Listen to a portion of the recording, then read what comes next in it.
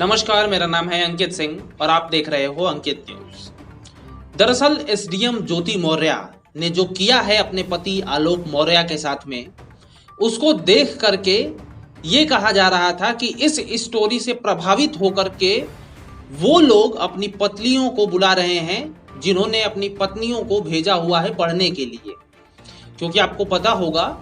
और ऐसी स्टोरी एक सामने रियल में आ गई है जिसमें एक पति ने अपनी पत्नी को बुला लिया है घर पे कि कहीं तुम ज्योति मौर्य की तरह बेवफा ना निकल जाओ। हाँ, ये बिल्कुल राइट स्टोरी है।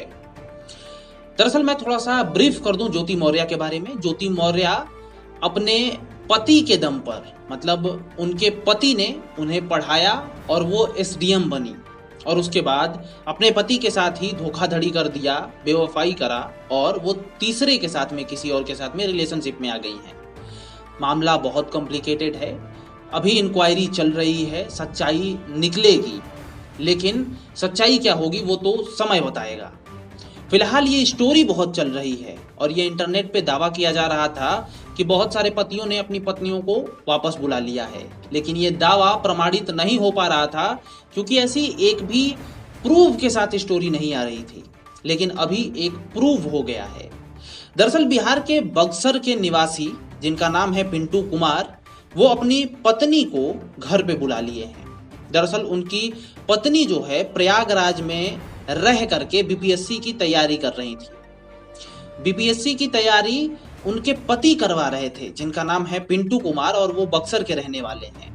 लेकिन ये घटना के बाद उनका दिमाग इधर उधर हुआ और उन्होंने क्या बोला ये देखिए। उससे पहले मैं बता दूं कि ये घटना होने के बाद जब पिंटू ने अपनी पत्नी को बुला लिया तो उनकी पत्नी थाने पे पहुंच गई और थाने पे ये कहा कि मेरे पति को समझाइए कि सब कोई ज्योति मौर्य जैसा नहीं होता है। लेकिन अब क्या मामला आने वाला है ये तो समय ही बताएगा। क्या पिंटू मानते हैं अपनी बीवी को फिर से पढ़ाने के लिए, ये भी समय बताएगा। लेकिन पिंटू ने क्या कहा है ये जरा देखने वाली बात है। पिंटू की पत्नी जो खुशबू हैं, जो प्रयागराज में पढ़ रही थी, उन्होंने क्या कहा है। इन्होंने कहा कि मैं इलाहाबाद में रहकर पढ़ाई करती थी, लेकिन मेरे पति ने मुझे पैसा देने से इनकार कर दिया है। हर कोई ज्योति मौर्य नहीं हो सकता, इसलिए मैं थाने पर आई हूँ। यानी थाने से गुहार करी है कि मेरे पति को समझाइए कि हर कोई ज्योति मौर्य नहीं होता। लेकिन इनके पति का क्या कहना है। इनके पति का कहना है कि मैं एसडीएम ज्योति मौर्य के केस से काफी आहत हूँ। मैं अपनी पूरी ताकत के साथ अपनी पत्नी को पढ़ा रहा था, लेकिन अब मैं अपनी पत्नी को पढ़ाने में सक्षम नहीं हूँ। पत्नी को पढ़ना है तो पढ़े, लेकिन मैं पैसा नहीं दे सकता हूँ। ये कह करके अपनी पत्नी को वापस बुला लिया है।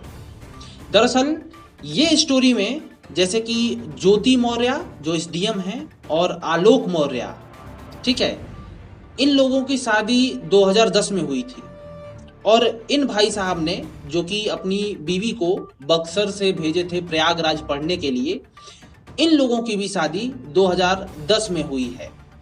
अब बड़ा एक सिचुएशन मिल रहा है, और जो पति का कहना है कि वो ज्योति मौर्य केस को देख करके इससे प्रभावित हैं।